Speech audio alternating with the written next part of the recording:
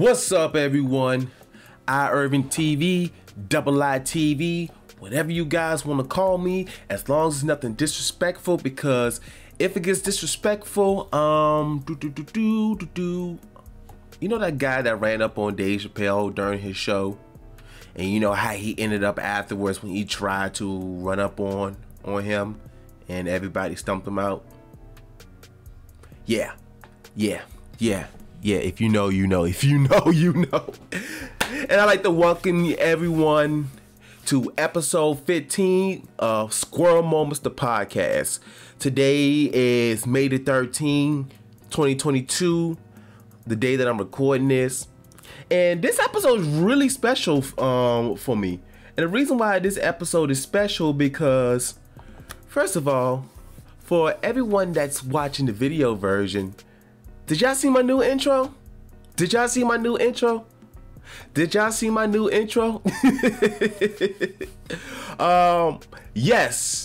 I got a new intro. And also, speaking of the new intro, I want to introduce y'all to the star of that intro and also my new silent co-host.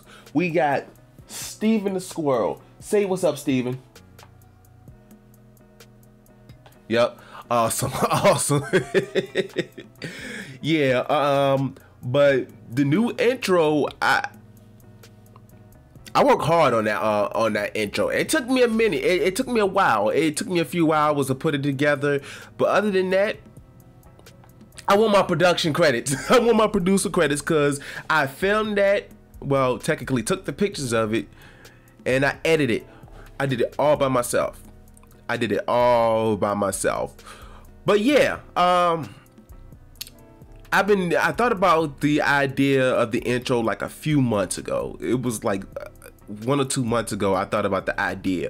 And then I was like, you know what? Let's execute. So what I did was, of course, I got Steven from Amazon. And yeah. And I thought it'd be cool to have a co-host, a silent co-host. So yeah, I thought it'd be good that somebody else put in their input and all that kind of stuff. And before y'all ask, if you're watching the video version, you notice he has a small glass beside him. That is not liquor. I guarantee y'all that's not liquor in that shot glass. It's just water. He gotta have water too, just like I got water. Cause you know all this talking and all that kind of stuff, you know, makes your throat and your mouth dry. So but yeah, I got my silent co-host over here. So throughout the podcast, again, he's gonna be putting his input and all that kind of stuff. But I hope everybody's having a great day so far, because I'm definitely having a great day. I just finished going grocery shopping. So yeah. So but before we get farther into the where am I going with this? Steven, this is what you're gonna have to deal with. You ready for that? Okay, cool. As long as you're ready. But anyway, before we get started, for anybody that's watching the video version, which is on youtube.com/iIrvingTV, go ahead and press the like button. Go ahead and drop a comment. Go ahead and share it. If you're listening to the audio version, which is available on most streaming platforms, like you got Anchor.fm and what was this? I got a weird notification. Anyway, I'm sorry. Anchor.fm, Spotify, and now I confirm that the podcast is now on Apple Podcasts. So go ahead and give me a good rating. Go ahead and give me an honest rating, but I prefer 5 stars. Ain't that right? How many stars they should give us, Steven? 5? Yeah, 5. Okay, 5 stars or whatever the maximum rating is. But yeah, go ahead and do that. And yeah, but let's go ahead and get started. What's the first thing we're gonna talk about? Let me look at my show notes. All right, the first thing we're gonna talk about is I got HBO Max now. I didn't want to get another streaming service. I had to cancel Paramount Plus. I've been wanting to watch the new Halo show, but I had the free trial. I had to put that on hold. But I ended up getting HBO Max, and the reason why I ended up getting HBO Max was for the new Batman movie. And oh my gosh, that movie was incredible. It was good. That movie was so good, and I heard good things about it. And you know what's funny? When they first announced the casting, you know, Robert Pattinson, I was like, really? Twilight? Robert Pattinson? But then I was like, hold on, wait a minute, let's give it a chance, because just because that's one of the main movies that he did doesn't mean that's his only thing that he can do. But you know what's crazy though? The tone of the movie, the Batman movie, required that Robert Pattinson, that I ain't gonna say, I don't want to say emo, but required that kind of emo type behavior, because it fits the whole theme of the movie. It fits the whole aesthetics of the movie. So that was good.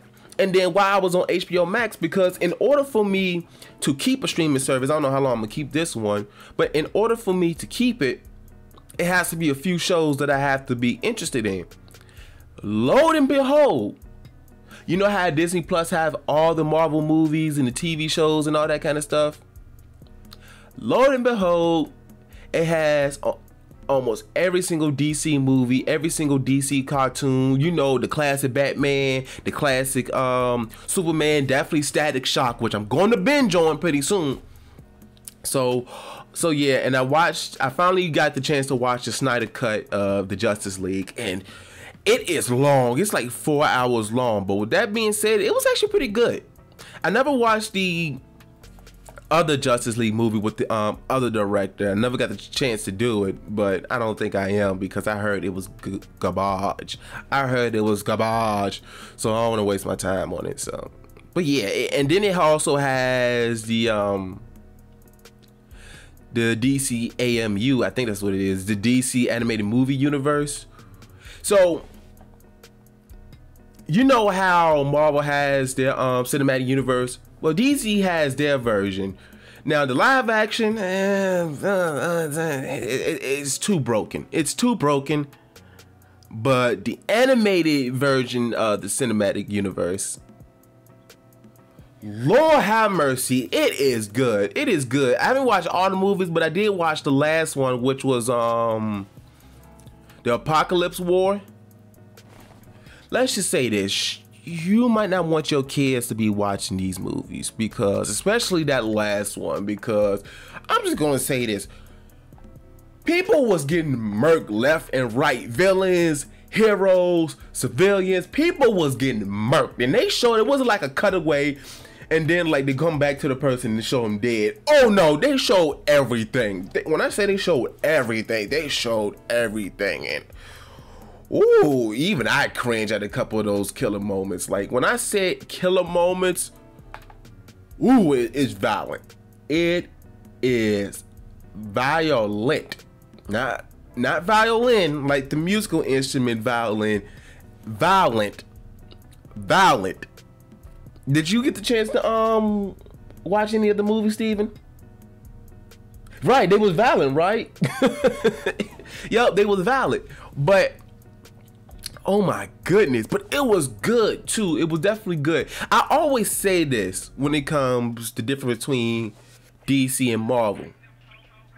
Like, I don't like one more than the other, although I'm more familiar with Marvel. Yeah, I'm more familiar with Marvel. Well, technically I'm evenly familiar with both of them. When it comes to the live action, that's Marvel's lane. But when it comes to the animated, that's DC lane. And jeez, my phone's been going off the hook lately. My TikToks has been, whoo, I've been loving my TikTok videos. They've been getting a lot of traction. But anyway, coming back, squirrel moment. I know we're gonna have a lot of your moments, Steven. But oh yeah, it's if you don't get HBO Max for nothing else, get it for the DC shows and the movies and all that kind of stuff. But yeah, DC is good with the animated, Marvel is good with the live action, which I have yet to watch the Multiverse of Madness, but that's on my list. That's definitely on my list. It's been a while since I went to the movies. The last time I went to the movies, it was it was between the first Sonic the Hedgehog and The Rise of Skywalker. It was between those two movies, and yeah, that's been a long time. So, but yeah, and there was a couple other stuff that I saw on HBO Max as well that I saw. I can't remember them off the top, but I might be keeping HBO Max for a while. I might be keeping it for a while. But anyway, also, I wasn't planning on talking about this today, but might as well. So I don't know if y'all saw on my Instagram, which I should follow. Everything is Irving TV. All my social medias are Irving TV. It's also gonna be on the screen as well if you're watching the video version. But I think I also posted on Facebook as well, but it was on my private Facebook. But anyway, I rebuilt my computer, and the only reason why I say rebuild, because I transferred from one case to another. That's one thing. That's the reason why I say rebuild. And then another thing is I upgraded not only my secondary hard drive, which was a 500 gigabyte hard drive, to a 2 terabyte gigabyte hard drive, which is a standard hard drive, because my primary one is a 500 gigabyte solid state. But not only I did that, but also I finally bought a new graphics card, in which it is RTX 3050. So I got a 30 series. So because the prices are starting to go down there, and I've been seeing, you know, news about the price going down. I keep seeing it going down, and then when I finally, you know, because I've been wanting to play Star Citizen, because I finally got it, but the graphics card I had, which I don't remember which graphics card it was, but it wasn't able to handle Star Citizen. So I looked up a 30 series, and the 3050 was like, I want to say close to $400, which hurt my pocket, sure, but in comparison to what it used to be, I don't remember what it used to be, but I know it was close to the thousands at one point. And I think another reason why it's going down, because the new 40 series is coming out. So I'm still getting familiar with the graphics cards, but hold on, let me take a sip of this water.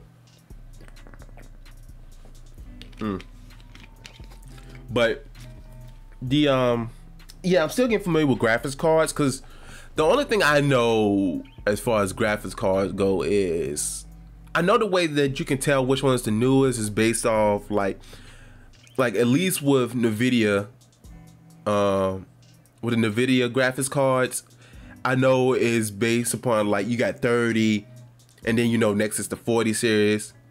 With the Radeon ones, is Radeon, what's the name? What's the, I can't think of the name right now. What's the other graphics cards? What's the other company? Shoot, it's the one that makes the Ryzen processors. I'm about to look it up right now. Give me a second. Yeah, I'm sorry. Hold on.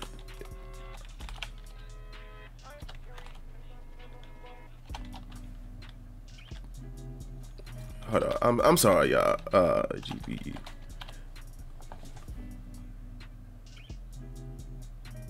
Okay, yeah, it's Radeon. It's Radeon. AMD, yep, AMD. That's what I was looking for. AMD. Yeah, with AMD, I forgot exactly what the numbers were to tell which one is the newest. But yeah, I'm still getting familiar with graphic cards. But the only thing I really have to do is Google it, which one is the best one, you know, which one is the more up to date one.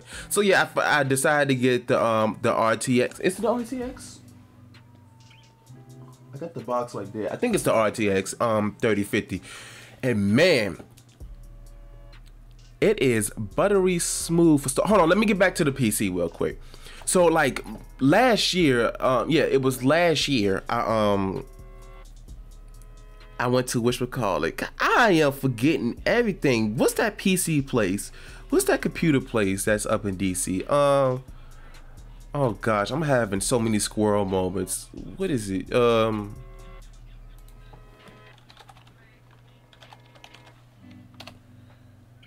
about to look it up right now. I'm gonna find out. Micro Center. Yep, it was Micro Center. Oh my gosh, my brain is all over the place. This is what happens when you have ADHD. But but yeah, I went to the Micro Center last year and I got a couple of stuff, but while I got the other stuff, I had this case that was just sitting there that I bought this new case which has the lights on there, the RBG lights, no, RGB. I promise y'all I know what I'm talking about. I just can't think of the names off the top. But yeah, I've been sitting on that case for a while, which is the tower that I took a picture of, the case that I took a picture of. I finally just switched everything over. So, and I still have my old motherboard for my first build as well. So I'm planning on building a second PC with my old case.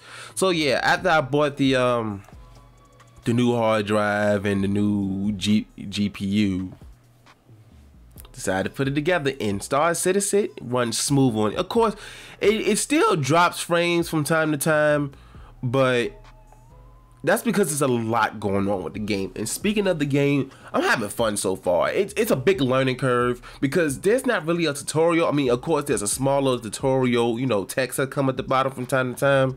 But as far as like full-blown tutorial, it's a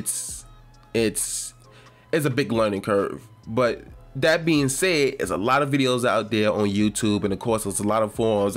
I've been Googling everything. How do you do this? How do you do that? I had to learn how to fly and all this kind of stuff. Learn how to...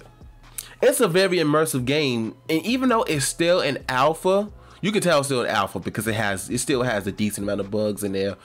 But I see why it's still being developed after over 8 to 10 years, I believe, because I see the vision, I see the ambition for the game. They need to hurry up though, but it's a lot of ambition for the game. It's a lot of ambition because it's like, I've only put like 3-4 hours into it, and I've only gone to 3 planets so far. Well, because I think there's only, I don't know how many planets there are, but it's huge. It's like I've barely scratched the surface. I have barely scratched the surface. I died a couple of times because I was in space and I accidentally pressed the wrong button, and I end up jumping out my ship.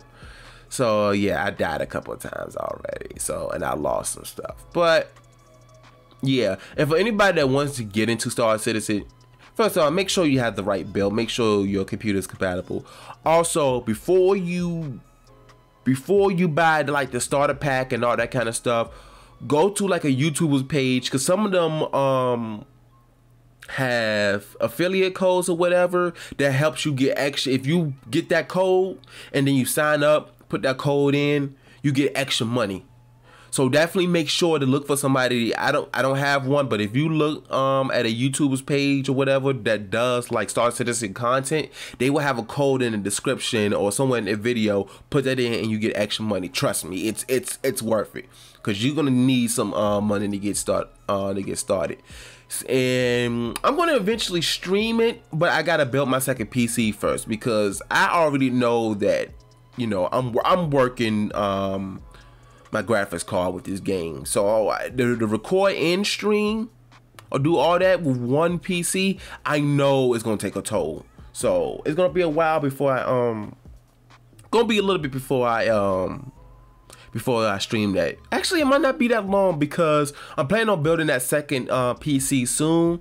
But I'm just waiting. I'm trying to get my nephews to you know, I promised my nephews that I was gonna show them how to build one, teach them how to build a PC. So and maybe that will happen tomorrow, because today is Friday. So hopefully tomorrow I might be able to get, you know, my nephews, or at least one of them, and, you know, go through the process with them.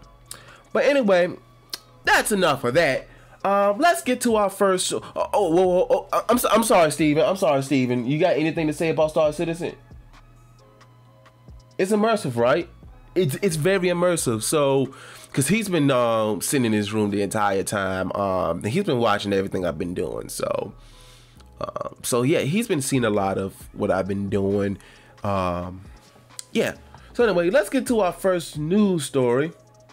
Let's get our first story, which, if y'all haven't heard, recently, Xbox went down twice this weekend. Went down twice. Now, I haven't played, I didn't play my Xbox this weekend, I don't think. Yeah, I didn't notice it, but I was online. I mean, I was, you know, on social media, and I saw there was stuff going on, and even my group chat, there was something going on, but I wasn't paying too much attention till days later. But let's get it pulled up right here. And this article is from Engadget.com. I believe that's what it is. And this was posted on the 8th. And it reads as following. Xbox is recovering after the second of 2 outages this weekend. Microsoft acknowledged the second outage only about 3 hours after claiming to resolve the first one. Xbox users hoping to enjoy some solid playtime over the weekend were stymied, I think that's that word, S-T-Y-M-I-E-D, on Saturday following an outage that lasted about 9 hours. Jeez. Microsoft issued a tweet around 4 p.m. Eastern Time on Saturday, acknowledging that some users were unable to purchase and launch games or join cloud gaming sessions. The service down detector also logged a spike in errors report around that time. And this was tweeted by Xbox support. We're aware that some users are unable to purchase and launch games or start cloud gaming sessions. Our teams are investigating. Please keep an eye here and on our status page for updates. Players could have switched to physical disc if they own a console that even had the disc slot, or in theory they could have played offline, but as The Verge reports, even offline play wasn't working for some users, and which we're going to talk about in a second how I feel about that. But it's going to be about DRM. But Microsoft posted an update around 1 a.m. Eastern Time on Sunday saying users should no longer be experiencing those issues, though Down Detector notes a trickle of new complaints that have continued into Sunday morning.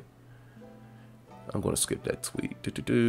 Adding to players' frustrations, this was, in fact, the second Xbox Network outage so far this weekend. That's right, they don't call it Xbox Live no more, they call it Xbox Network. Xbox suffered a similar outage that began late Friday afternoon and extended into Saturday morning, with Microsoft then warning of problems with launching and buying games and starting cloud gaming sessions. In addition, Microsoft admitted some users were also struggling during the earlier outage accessing streaming apps such as Netflix and Disney+. Microsoft only claimed to have fully resolved the Friday outage at 1 p.m. on Saturday, about 3 hours before users' complaints began to spike again. Yep, so that's the end of that. So let me tell you how I feel about this real quick. All right, I understand that if the network goes down, whatever, if this, if this having problems with the server, okay, cool. I understand not able to play.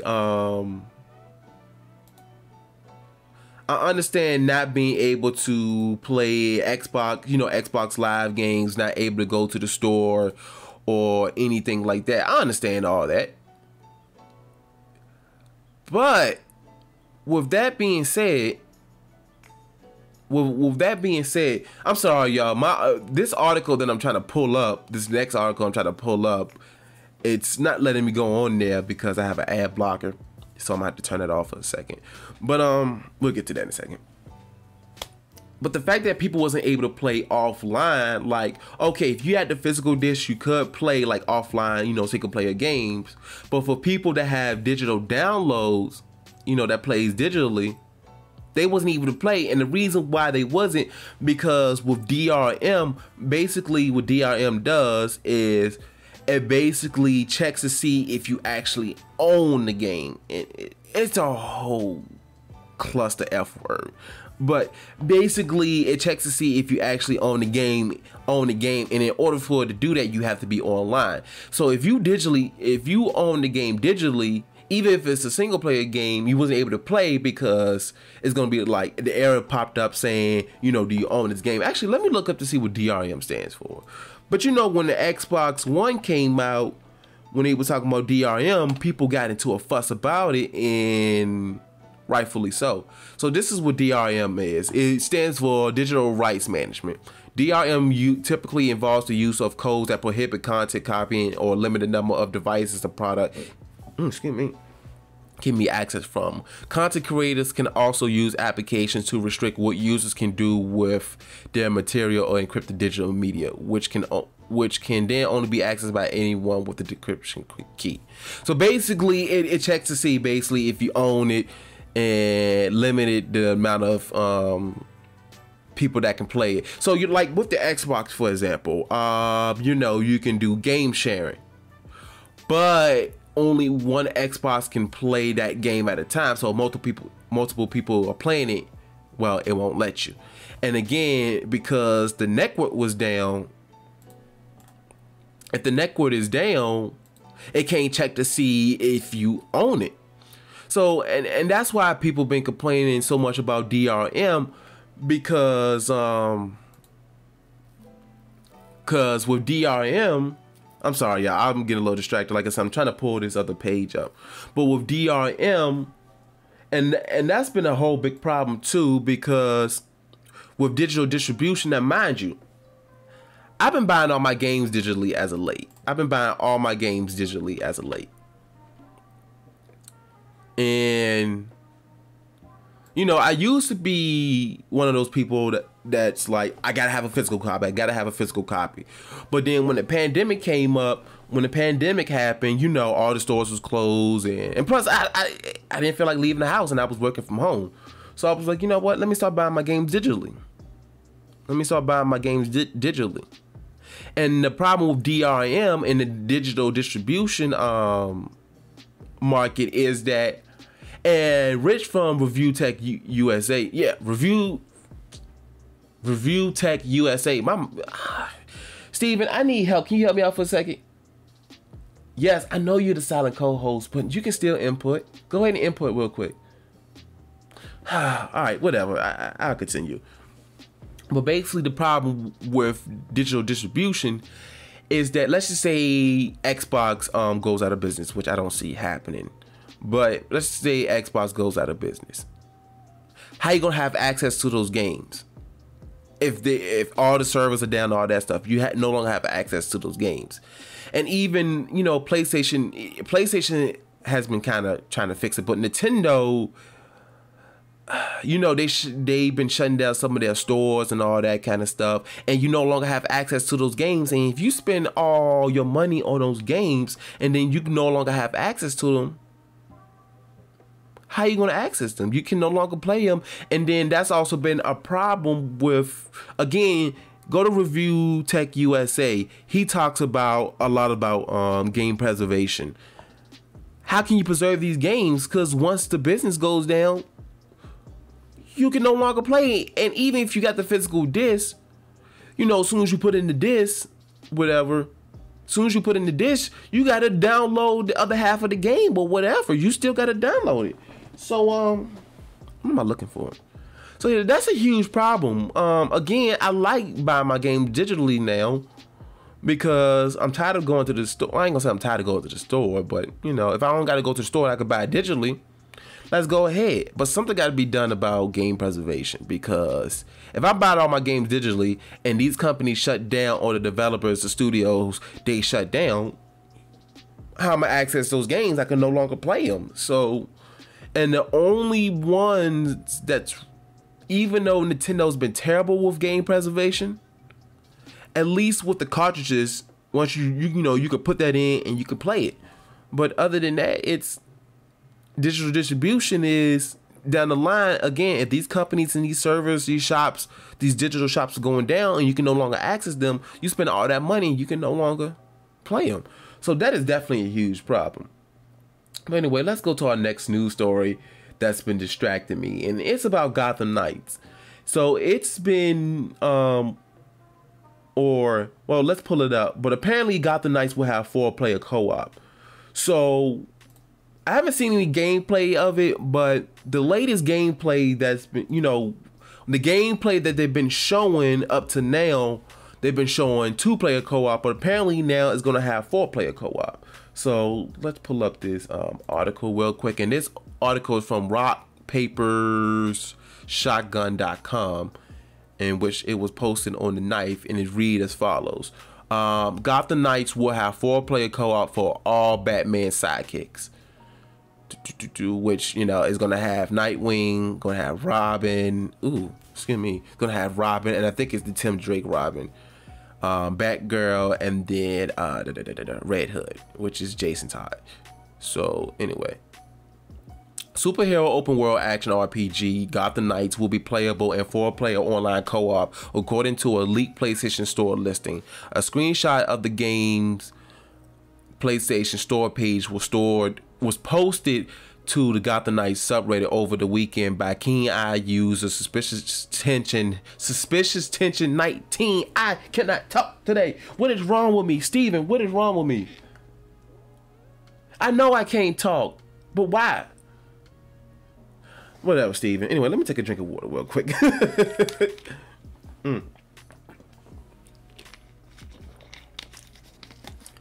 Which will use the Suspicious Tension 19, which shows that it will support 4 network players.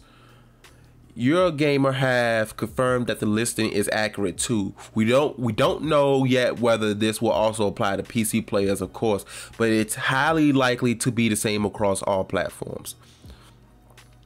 Gotham Knights was revealed at DC's Fandom event in 2020 and is being developed by Warner Bros. Montreal. Up until now, Warner have only shown 2-player footage from Gotham Knights, as I said before. Given that we know there are 4 of Batman's pals taking on the villainous Court of Owls, it makes sense that 4-player co-op will be included too.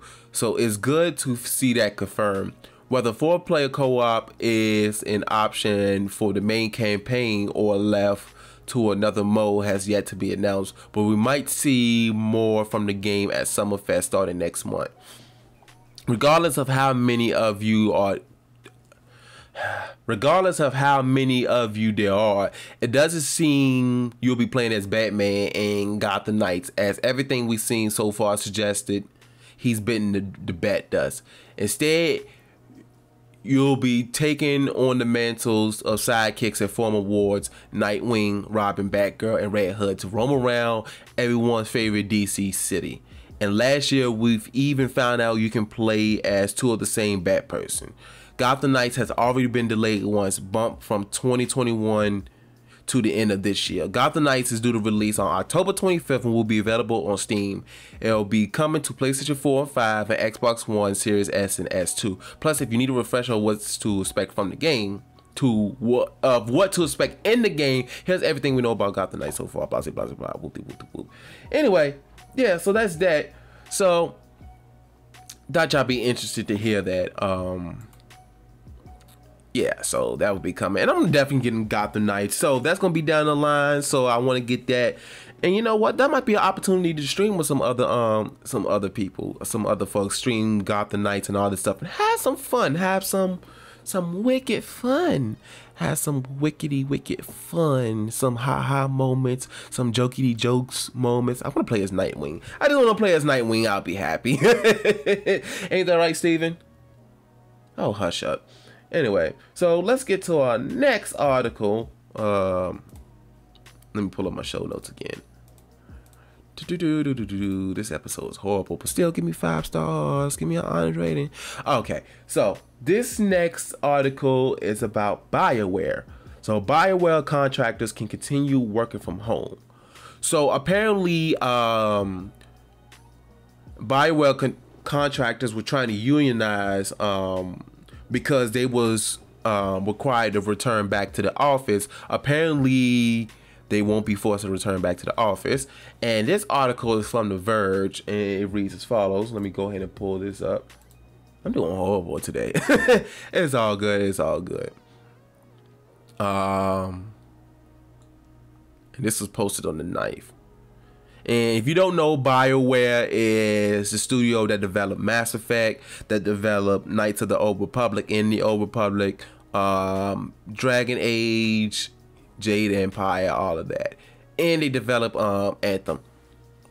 So, the company employing a group of BioWare contractors trying to unionize have reversed a policy requiring the workers to return to the office, according to an internal email viewed by The Verge. The return to office policy was one of the key reasons the contractors, who are based in Edmonton, Canada, and employed by a development studio support company Keyword Studios have begun organizing. Full-time BioWare staffers are being offered a hybrid work from home option, Keyword Studios employees told The Verge. Previously, the Keyword Studios employees that worked at BioWare's office had been expected to return to the office today, May 9th. Well, it's no longer May 9th. But in an email sent on Friday, they were informed that until further notice, please maintain working from home. Keyword Studios didn't immediately reply to a request for comment. The Alberta Labor Relations Board has also officially ordered a unionization vote by mail-in ballot, according to a notice seen by The Verge. The board has also recommended that the potential bargaining unit be expanded from all Keyword Studios workers employed in development to support at the BioWare office in Edmonton to all employees. According to a Keyword Studios employee involved with the organization efforts, the revised description would apply just to Keyword Studios employees in Alberta and means that 2 additional workers who do not work with BioWare will receive ballots. The size of the bargaining unit is expected to be between 15 to 20 people. Completed ballots will remain sealed until the size of the bargaining unit is finalized. Keyword Studios offers services like quality assurance testing and localization for game developers. The staffers embedded with BioWare's team have worked on titles like Mass Effect Legendary Edition, the latest Star Wars Old Republic expansion, and Dragon Age 4. Whoop. Yep. So that's that, and I'm glad for them. I'm glad they got that, because here's the thing.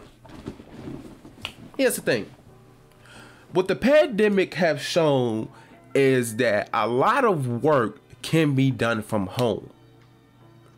And I feel like if people are doing their jobs, able to do their jobs from home, let them, or at least give them a hybrid option, like they said on here, be able to do, like, you know, most of their work from home, and then maybe for like a few days go to the office so everybody can get together, put everything together and all that stuff. Now, of course, there are some difficulties with, you know, game development from home, because you're not in the same studio. You know, it's a lot more that you have to do. But if it's possible, just go ahead and do it. Just, you know, and that's not just for game development studios. That's for any company. If the work requires you oh my gosh.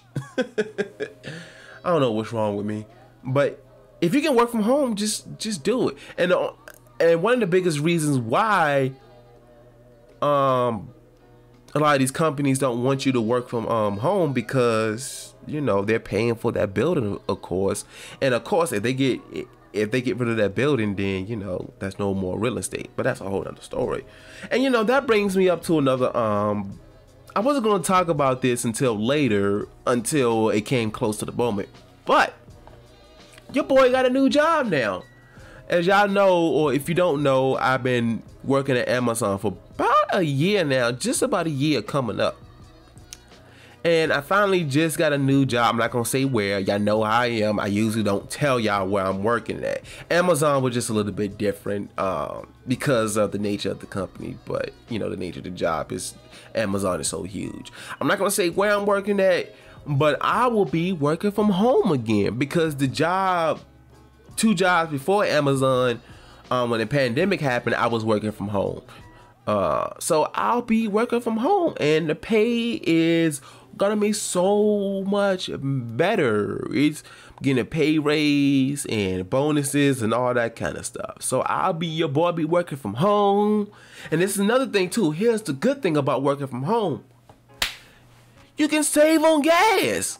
Cause y'all know what kind of car I got. And if you don't know, I have a 2012 Dodge Charger RT.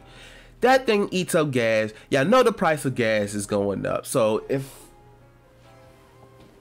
okay, I have my doors open, so I'm just seeing if Dusty, which is my rabbit, walked in. So but yeah, he gets curious sometimes and he'll walk in here. But if we can work from home, let us. save on gas, cause mind you, I just put $45 in my tank today, right? Still didn't fill it up. It's close, but it didn't fill it up. It's a quarter, what is it, a quarter and a half a tank? So it takes about $50 to $60 to fill up my tank. Do you know how much money I will save? You know how much money I will save now that I no longer have to drive to work? That now I can work from home? I would say so much money, that's almost $100 every 2 weeks. So that's $200 a month that I'm saving, because I put about $40 to $45 a week in my gas tank. Sometimes I have to put a little bit more. Sometimes I have to refill in the middle of the week because it doesn't last that long. So I'm gonna be saving money, and yeah, again, I'll be working from home. Your boy be working from home, and I'm back to 8 hours again. So I mean, that's the only downside, because the good thing about working 10 hours is I only got to work 4 days out the week. But with this job, I'll be working 5 days out the week. But then, that being said, since it's only 8, I have a little bit more time to work on content, because I've been working on a lot of content lately. Like, I'm so behind on editing and all that kind of stuff. I mean, y'all see the new intro, y'all see the new layout that I have, and you see my my silent co-host. Oh, this, I told you I've been working. I've been, ever since I finished school for the year. Of course, I got one more class to take next year, but ever since I finished school, I've been going hard. And even I've been working some overtime so I can have the money to invest in content creation. Again, I had to get this. I got this this 3050 graphics card. Like I said, it was almost $400.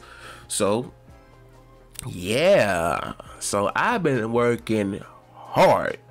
So with me working from home, I'll be saving more money, and then hopefully, you know, they have a good insurance, because the insurance that I have is with the marketplace, and it went up tremendously, like to the point, like last year I didn't have a deductible, this year I have a deductible, and my premium went up. So hopefully I can get something good with this new company. But yeah, so yeah, I got a new job. I'm gonna be working from home. I'll be starting next month, actually on the 13th of June. So yeah, I got a month left. So I'm gonna be working this overtime as much as possible, get as much money as I can, and then I'll be on to newer things and better things and all that kind of stuff. But yeah, it's good that those workers get to work from home again, at least a hybrid option. And then like what's funny was a month ago, Bungie, which y'all know, who used to develop Halo and who currently develops the Destiny franchise, they just posted a job listings, and majority of them are work from home. So if they can do it, a lot of these companies can do it too. So, but anyway, that's enough of that. I like working from home. I definitely like working from home. But anyway, on to the next subject. On to the next topic. Speaking about Halo, I gotta have some Halo in here. Classic maps may be returning to Halo Infinite. Now, Season 2 recently dropped, and I haven't played Halo Infinite in a while, so I haven't got a chance to play Season 2. I know it had a rough start and all that kind of stuff. But apparently some classic maps will be returning in Season 3 when Season 3 comes out. And this article is from Dextro.com, which was posted on the 8th, and it reads as follows. Halo Infinite dev teases return of iconic fan favorite maps. So, Halo Infinite developer Joseph Staten have hinted towards the return of some fan favorite maps from the older titles following the anticipated release of Season 2.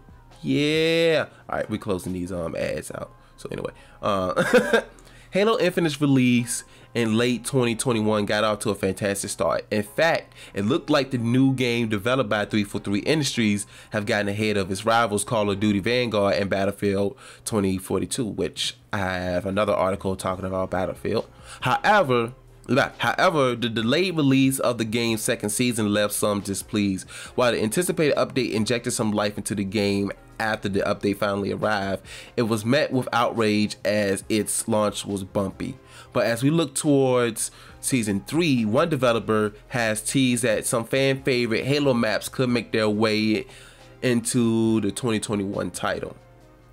In a podcast released on May 7th from Kinda Funny, Halo Infinite's head of creative, Joseph Staten, was asked how easy it would be for the developers to simply flip a switch and release old fan favorite maps into the new game as we lead up to Season 3. And he says, I can talk about some things, but I can't talk about others, of course. There are some great Halo maps, the developer said. I think we all have our personal favorites. Guardian, Gulch, Pit. There are a lot of maps that are awesome, right? I think it would be awesome to play on those maps again. Don't you guys think? Like, it sounds like a fun thing, he added. Recently, 343 Industries has been under a lot of fire from the community as well as popular creators such as Nick Mertz. The streamer star slammed and called the dev team horrendous, wanting players to not get their hopes up ahead of rumored release of Halo Battle Royale mode. Only time will tell if the developers will be able to get things right in the next update though. Yep, all that kind of stuff. So yeah, it seemed like I mean, that was very vague from Joseph Staten, but hopefully we do get some of the classic maps, because every Halo game so far at least have either one or two of the classic maps or have some type of iteration on it. And yes, of course, you know, Halo Infinite has been a bit bumpy as of late because, you know, it came out, you know, not all the way complete, and y'all know how I feel about games that's incomplete. And even though Halo is one of my favorite video game series, favorite video game franchises, they're not free of criticism either. Again, I'm just being critical. I'm not gonna be, you know, be negative or toxic about it. I mean, when the campaign was released, the campaign was awesome. Although I wish co-op came out immediately with it, which they say will be coming out sometime this year. But multiplayer, while it was good, you can tell it still was incomplete. You could tell it was still incomplete. Again, it was a solid launch, but it is what it is. But hopefully we get some classic maps, because then that would definitely boost up the game. That would definitely boost up the needed morale that is needed for the game, because it definitely needs it. And and like I said, I haven't played Season 2 yet, but I'm gonna get to it soon, because I do want to, because I did get the chance to see the 2 new maps, and they do look pretty cool. So I'll definitely be hopping on that. Now for this other story that I was telling y'all about, as far, I'm sorry, Steven. Did you have anything to say about that? Right. They should definitely put the classic maps on there, some type of iteration of it, because then, yeah, that will bring back some good memories, bring back some nostalgia. Now, I forgot to pull up this article. But speaking of Battlefield 2042, EA may be leaving that game in the dust. And let me pull up this article real quick. Oh my gosh, I'm so underprepared today, y'all. I'm all over the place. I am all over the place. And this article is from thegamer.com, which this was posted 2 days ago, and it reads as follows. EA doesn't consider Battlefield 2042 an active game. The company left the game off its active titles list. Battlefield 2042 has had a rough time of it. Back in April, it fell below 1,000 concurrent players on Steam. Whew. And usually with Battlefield, when it comes to any Battlefield title, usually it's between Xbox and PC that has the most players on there. So for it to be low on Steam, below 1,000, whoo. But again, the game was so broken, and usually Battlefield games, when they're launched, usually it's broken, but it's complete per se. It's broken, but it's complete. And even then I still have feelings about the game being released broken. Like with the main game I keep going back to is Cyberpunk 2077. Y'all saw that launch. But anyway, it's barely 6 months old, and yet, like the players, even EA seems to have forgotten about it. On the company's latest quarterly report, VG247 noticed Battlefield 5 was included in its list of active games, but Battlefield 2042 was nowhere to be seen. The 18-page document doesn't mention the game once. Wow. It's not surprising that EA drew attention to Battlefield 5 as it surpassed 2042 in concurrent players way back in December. Ooh, my stomach is growling. It's gonna be time to eat soon. It's time for me to eat. We're gonna eat soon, stomach. We're gonna eat soon. You hungry, Steven? Yeah, I'm hungry too. We're gonna get you some nuts. You like them nuts, don't you?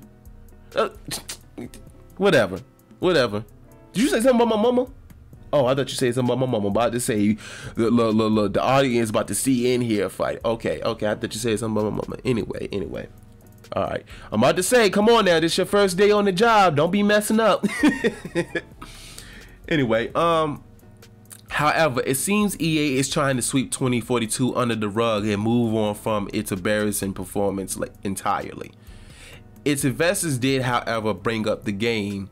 CEO Andrew Wilson said the company would still be investing in 2042, but it has to get to a place where it feels like we're in the right place with the core experience and with the core game. Y'all should have did that before launching the game, but anyway.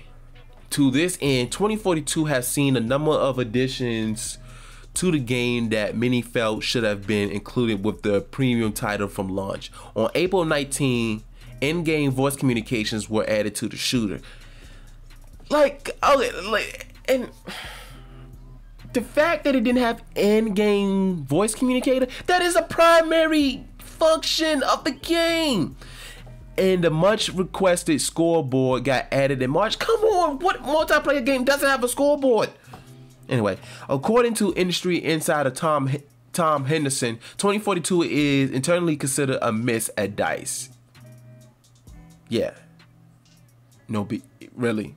Anyway, he alleges the game was a test of sorts for new features like the hero shooter escort specialist, and that future Battlefield games will not explore these features. Instead, opting to go back to its tried and tested formula.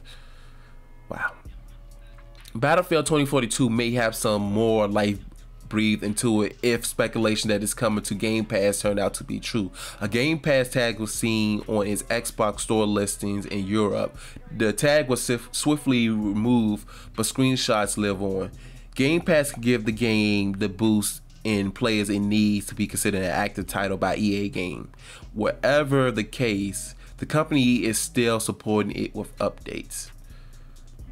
Yeah. Now, again, y'all know how I feel about incomplete games. If it's incomplete, delay it. Just like lately, we just got the news the other day that Starfield from Bethesda, I can never say that company name right, they have delayed it, which I am fine with. And that's what it takes to make sure the game is solid and complete, because I know how Bethesda games are launched. You know, it always launched broken and all that kind of stuff. It's complete, but usually broken. This should be a lesson for developers, and not even developers. It's mostly the publishers, because the publishers wants to get that money. It's the executives that want that money. The developers usually are like, hey, we need to delay this game. We need to delay it. We need more time, and they don't give them more time. So again, I always say, vote with your wallets. Stop investing in these companies that's giving us broken products. And even Rich from Review Tech USA, even he made this, and not this, I can't talk today. He made this comparison. What if they start releasing cars that's not complete? You say, oh, we'll give you the brakes later. No, you can't do that. You can't do that. So the fact that even EA is starting to put the game to the side. It's like, we don't want to acknowledge this game anymore. We know we screwed up big time. They screwed up big time, ain't that right, Steven? Yo, they screwed up big time. Me and Steven feel the same about when it comes to incomplete games. Even though, Steven, he plays video games, but he don't really have thumbs, so it's hard for him to play. So you don't have thumbs. You don't have thumbs. Anyway, whatever. But yeah, so EA, even though they're still giving it updates, they basically gave up on this game. Hopefully, I would like to see it on Game Pass, because I do want to play it, but I don't want to spend money on it. That's the only reason why I haven't gotten it yet, because good news. Speaking of EA, I've told y'all before that I lost access to my EA account, right? Well, I finally called EA, and long story short, I was able to get my EA access back. I was able to get access to my EA account again, because a while back this was like almost a year and a half ago. I was streaming Jedi Fallen Order, and when I went to stream one day, I could not log into my EA account. I could not get into my EA account, and what happened was I needed to reset my password, but it was under email address that I no longer had access to. So after all this time, I decided to call them to see if there's anything I could do, and yes, I was able to get access back to my account. So I'll be able to play EA games again, such as Star Wars Squadrons. I did play Star Wars Battlefront to the 2017 version last week. Yeah, I believe, was it last week or the week before that I did the Revenge of the Fifth celebration? Yeah, I think it was last week. Yeah, I'm losing track of my days. Yeah, it was last week. So yeah, I was glad I was able to do that. So anyway, let's move on to the next section of the podcast, which is the IRL section, which stands for in real life. And the next article I got basically says that high-speed internet will be coming to low-income households, and this article is from the WashingtonPost.com, and it was posted on the 9th, and it reads as follows. Let's go ahead and get it pulled up. Okay, so it says that, okay, let's put this ad down. Low-wage earners to get high-speed internet for $30 in Biden's program. AT&T, Comcast, Verizon, and 17 other providers will offer discounts under the plan, which the White House estimates will extend to 48 million households. 20 internet providers, including AT&T, Comcast, and Verizon, has agreed to provide high-speed service at a steep discount to low-income consumers. The White House announced on Monday significantly expanding broadband access for millions of Americans. The plan, a feature of the $1 trillion infrastructure plan package passed by Congress last year, would cost qualifying households no more than $30 per month, which is a good thing. It's a good thing. The discounts plus existing federal internet subsidies mean the government will cover the full cost of connectivity if consumers sign on with one of the 20 participating companies. I need a drink of water, y'all. Let's get this water. Water is good for y'all. Stay hydrated. And I got the alkaline water.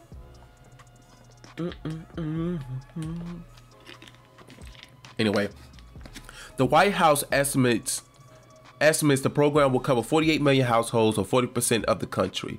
More than 11.5 million households have already signed up to claim government subsidies. The 100 megabit per second service is fast enough for a family to work from home, complete schoolwork, browse the internet, and stream high definition movies and TV shows, the White House said. Excuse me. High-speed internet is not a luxury any longer. It's a necessity, President Biden said in remarks announcing the program at the White House Rose Garden. Households can qualify for the subsidies called the Affordable Connectivity Program if their income is at or below 200% of federal poverty guidelines. A member of the household participates in certain federal anti-poverty initiatives, including Medicaid, Supplemental Nutrient Assistance Program, Federal Housing Assistance, Pell Grant Tuition Assistance, or free or reduced price school meals, or if the household already qualifies for internet provider's low income service program.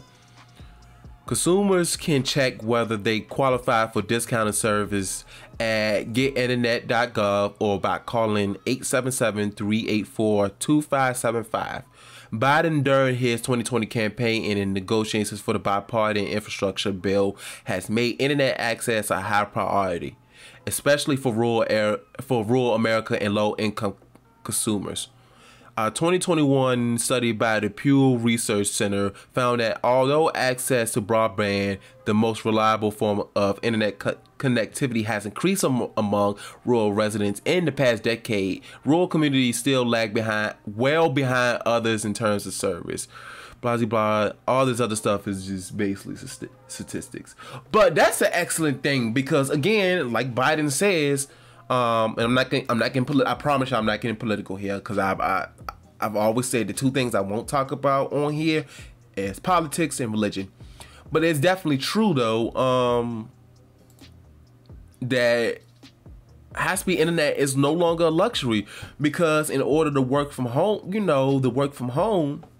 you need to have that high-speed internet. And with more jobs, again, going back to what I was saying earlier, with more jobs going work from home, and it's definitely cost efficient for us to work from home because we're not spending as much gas and all that kind of stuff. And then we could be home with the kids. I don't have kids, but people can start being home with the kids and all this stuff. And like for people that's low income, like, high speed internet is expensive. It's like even even if you just get internet by itself, you spending about almost $70 to $80 for just internet.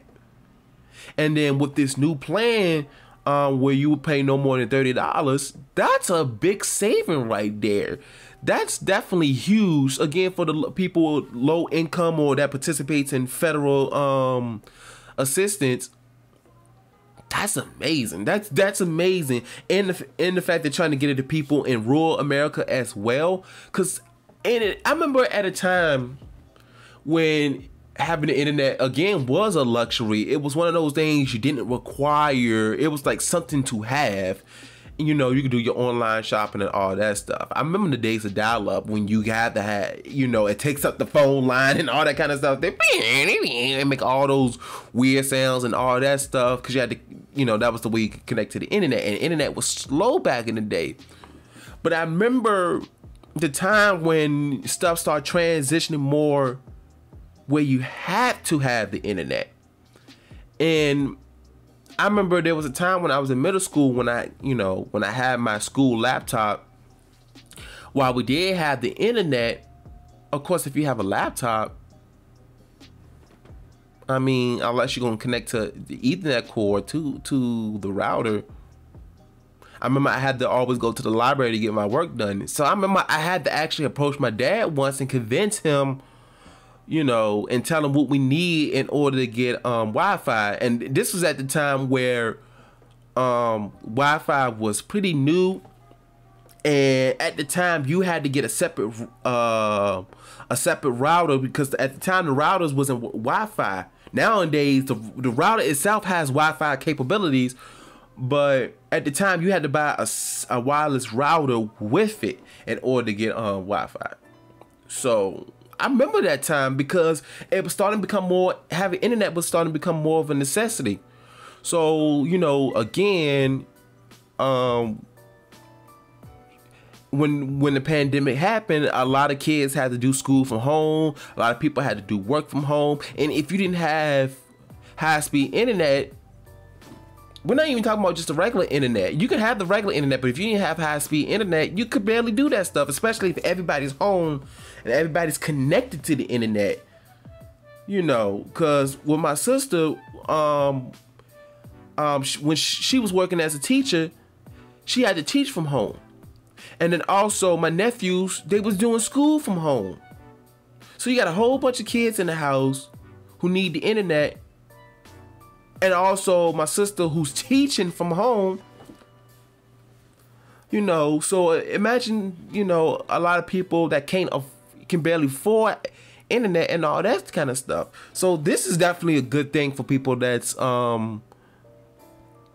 you know, that's low income and that's in rural America. What you think, Steven? Definitely. So yeah, that's a good thing. And now my last article before I get to my advice section, which I'm now calling it Squirrel. What am I calling it now? What am I calling it? Squirrel Moments University, so SMU. So in which this is where I give life advice and all that kind of stuff. That's what I do with that segment of the podcast. But before we get to that, I got one more thing, and I thought this is pretty interesting. So the comedian and actor Anthony Anderson graduates from Howard University. And this article is from CNN.com, and it reads as follows. And I'm going to tell you why I decided to put this in here in a second. Anthony Anderson is a proud graduate of Howard University. The Black-ish actor, who is 51, showed off his new diploma in an Instagram post, thanking his professors and calling it 30 years in the making. To quote Biggie, "It was all a dream," Anderson wrote. "Words can't begin to describe the emotional roller coaster I'm on right now. It's literally been 30 years in the making. This spring, I was finally able to complete the work to graduate from Howard University with a BFA degree from the Chadwick A. Boseman College of Fine Arts. Yesterday was a full circle moment," he continued. "It's never too late. Things happen when it's supposed to happen." He also thanked his son for encouraging him to go back to school. "It takes a village. Thank you, my son," in which he tagged his Instagram page, which is Hot Boy NATO, "for inspiring me to return to school to finish my degree after he was accepted into Howard University. This is just the beginning, HU," he wrote. Anderson also shared some pictures from the ceremony, including one with fellow Howard grad Taraji P. Henson, who delivered the commencement address. In 2018, Anderson said he initially dropped out after his junior year because he ran out of money. He was able to finish online and from home. Yup. First of all, hold on. Let's give him a hand clap for graduating.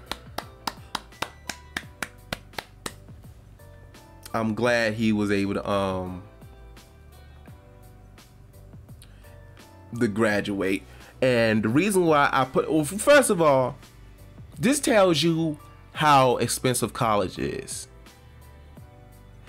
Anthony Anderson has to have money. Now, I'm not saying he's extremely rich, but you know he got to have money coming in. And the fact that he said that he ran out of money for college, if somebody of his stature runs out of money for college, imagine us regular working folks. Anyway, that's a whole other story. But the reason why I wanted to put this story here, because I thought this was inspirational. You're never too old to follow your dreams. You're never too old for school or whatever you want to do. Because how old is he? It said he's 51.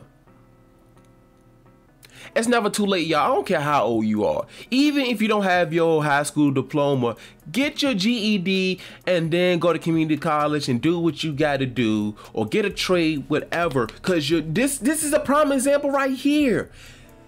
Anthony Anderson graduates from Howard University. Come on. What is y'all excuse? And me, even though for me, I'm not too big on school, I just want to get my certificate and be done with because I hate school. I know some people out there that really wants to go to school but feel like they're too old. You're never too old, especially with all these online options, all these grants, and all this kind of stuff. I know, okay, yes, money could be an issue at times. That part I understand. But if you really want to do it, even if it takes you years to do it, like I said, it took him years to do this. It took me years to do it. And he ran out of money.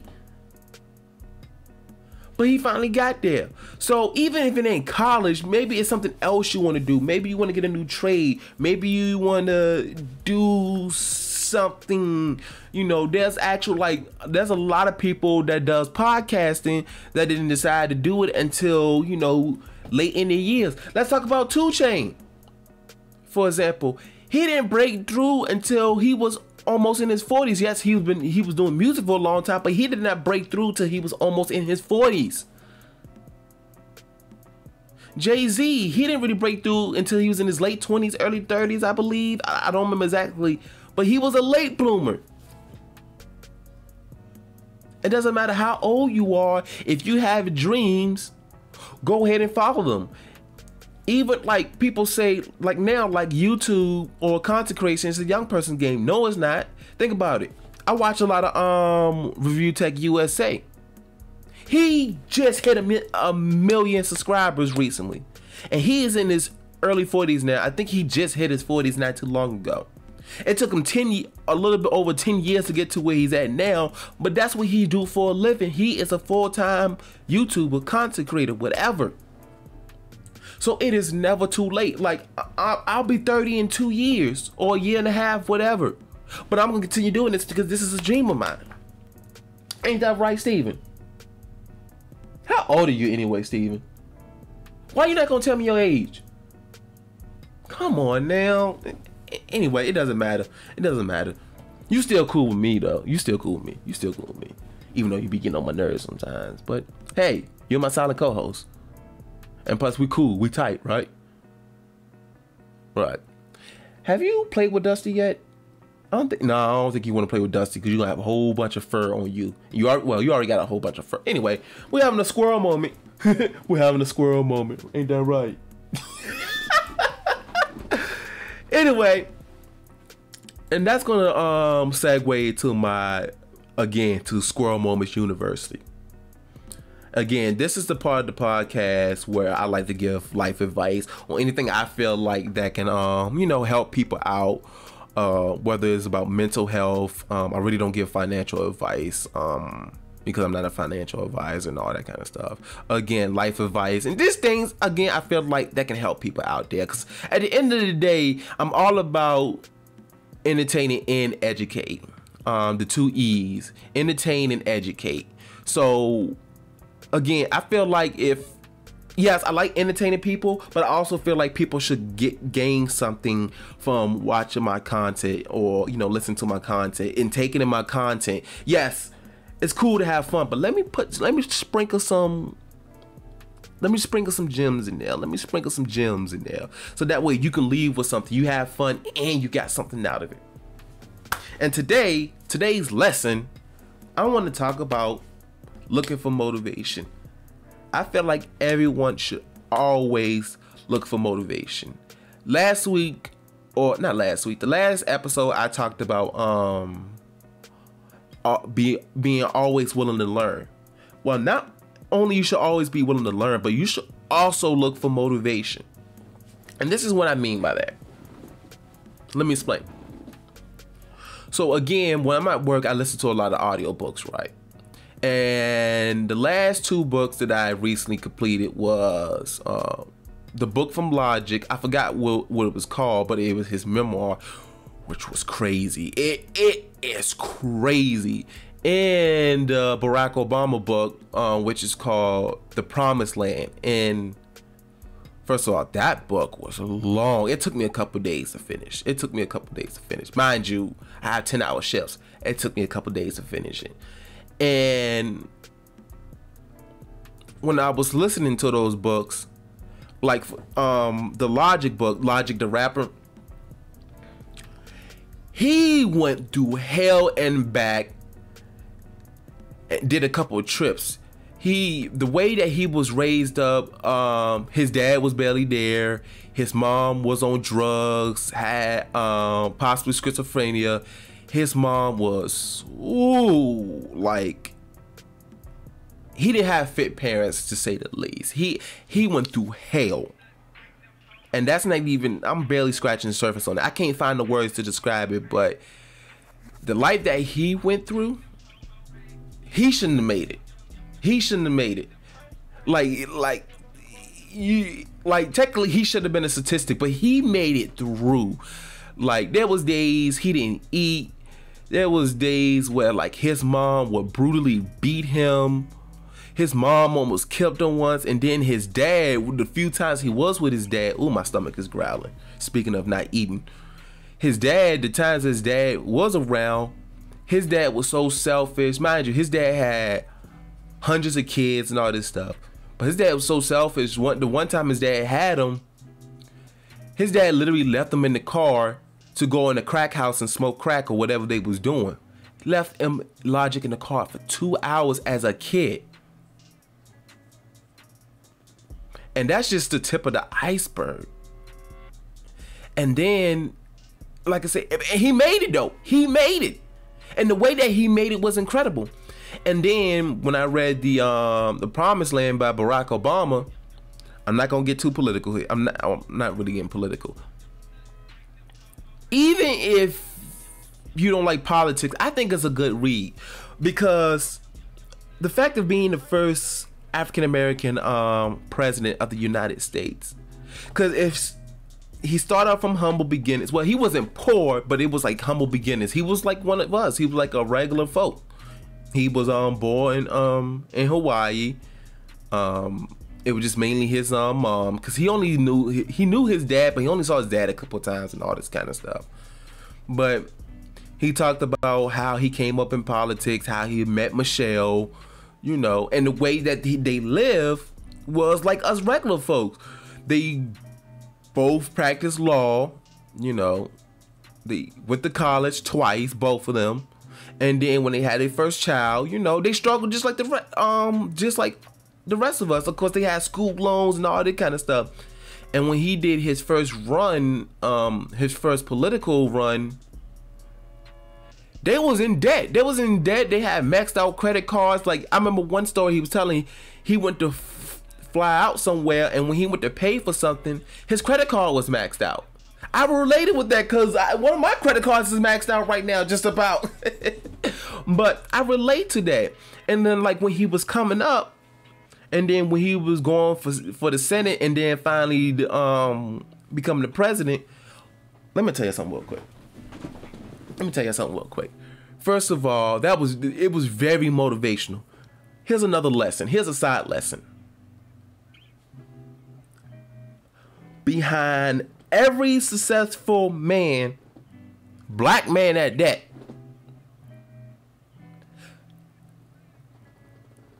is a strong woman behind them. I don't care what you say. A strong woman is needed, because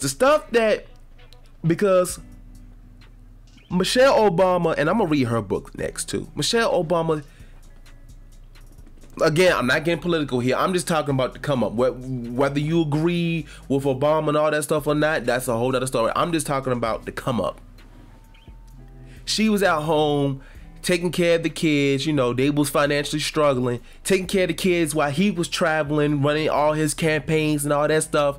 And even when he became president and was under him and his family was under scrutiny, she had his back. And the thing is, they got into arguments just like regular couples do, you know, because she didn't want to be in the limelight. She didn't want to be in politics and all that stuff, and I don't blame her neither. She gritted her teeth a lot during those moments, but she supported that man. When I say she supported that man, she supported that man. That's why I want to read her book too, because I want to see how things were from her perspective. So that's going to be my next read. Or listen, whatever. But moral of the story, Obama went through hell to become president. Like, I'm not even going to get into it, but they bashed him, all that stuff, and whew. But he had a good team, good people behind him and all that kind of stuff. My rap is making noise, that's why I looked over. But yeah, the fact this, and then like another source of inspiration and motivation is, I'll be looking at Nipsey Hussle. I'll be looking at Nipsey's interviews, listening to his music, and then I'll listen to other podcasts, you know, other artists and all that stuff, other content creators talking about how they came up and all of that. And I already have the motivation already. I just want to achieve my dream, but I'm always looking for motivation, because there are some days I have my down days, and sometimes just listen to that motivation and be like, I could do this. Come on, let's go. Let's do this. And then especially when I be at work listening to these, you know, all these sources of motivation, and I'll be at work and I'll be mad when I be at work listening to these motivations. Not because I'm mad at the motivation or because I'm not where they're at, but it's because I'm at work, and while I'm having all these ideas, like with the intro, for example, like this dude intro, all these ideas that's coming up in my head, I want to execute them, but I can't because I am stuck at work. I'm stuck at work and I can't execute them while I'm at work. So I'll be mad because I'm like, I'm having a big squirrel moment. But yes, I know, Steven, I'm having a you moment. But but in all seriousness though, like, I always look for motivation and sources of motivation, because I need that push. When I can't push myself, I look for sources of motivation, even the people that's around me, you know, because I want to motivate them. So we should be able, here's another lesson too. Your circle should always be motivating. You should always be motivating each other. And if your circle ain't doing that, you might need to change up your circle, make your circle smaller. But the reason why you should always look for sources of motivation is to give you that push. Even if you already have the motivation, sometimes that extra motivation gives you that extra push. Because lately I've been having that. I remember 2 episodes ago, I was talking about the mental health and all that stuff, and I've been feeling good as of late. That's a part of it, but also I've been listening to a lot more motivational stuff, and I just been going and going and going. Of course, don't get me wrong, I have been taking my breaks, but you know, I've been working overtime so that way I can have the money to invest in the equipment that I need to do this stuff. I recently got my business cards, and I've only passed out a few, but eventually I'm gonna be going to cons, passing out these business cards and all this kind of stuff. My TikToks I've been doing, you know, and I've been dropping videos, a lot of videos on my YouTube. They're like, you know, I've been posting old streams, but the fact I'm still posting, I don't even, because usually I have a goal of, I'm gonna, you know, upload this amount per week. I'm not even thinking about the goal no more. I'm just doing as much as I can. So, and again, I'm still pacing myself, but I'm just doing as much as I can, because again, I want to do this full time in the future. This is what I want to do for a living. Again, I want to achieve my dream. Yes, I am 28, about to go on 29 this year. I'm about to be in my 30s soon, but it's never too late to follow your dreams, to pursue your dreams. And that's what I'm going to do, because this is what makes me happy. And I'm going to continue saying this. This is what makes me happy. I did that stream last week on May the 5th. Revenge of the 5th. I did that stream and I was so happy. I had the pizza, I had the blue drink, I had a cake with Luke Skywalker on it, which I had the figure right here, which unfortunately I still have some old cake on here, which I need to clean off.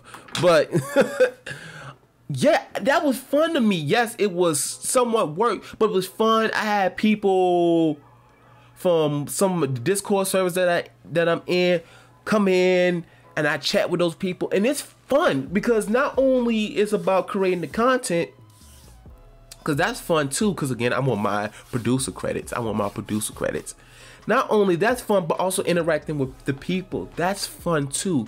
That's the main thing. I love interacting with the people. I love interacting with y'all. It is so fun doing this. And I love doing this. So I'm going to always, I feel like everyone should always look for a source of motivation, whether it's, you know, YouTube videos of your favorite artist or favorite creator or favorite person, whoever, you know, or favorite book, favorite author, whatever. Look for that source of motivation, because that motivation is going to push you. It's going to give you that push that you need. So, yeah. that's all I got for today. Do you have anything else to say, Steven, before we go? Right. Yep. He said the same thing. Always look for sources of motivation, because this is his motivation as well. His motivation was looking at me. He's motivated by me, and I'm motivated by him because the fact that he's a squirrel. But yeah, we're gonna end this podcast here. Hope everybody enjoyed themselves. Hope everybody learned something today. Again, if you listen to the audio version, go ahead and give me a good rating. I prefer 5 stars. Again, that's 5 stars. But honestly, like I said, give an honest rating. If you're watching the video version, which is on youtube.com/SOREpvt, go ahead and drop a comment below. Press the like button, also share as well. Follow me on all my social medias, which is on the screen. Everything is IRvingTV. I have Instagram, I have Twitter, TikTok, of course. I do have a Facebook page now, which I use pretty often. But the social media site that I'm more consistent, that I'm the most consistent on, is Instagram. And I can't think of the other social medias that I have, but whatever social medias that I have, everything is IRvingTV.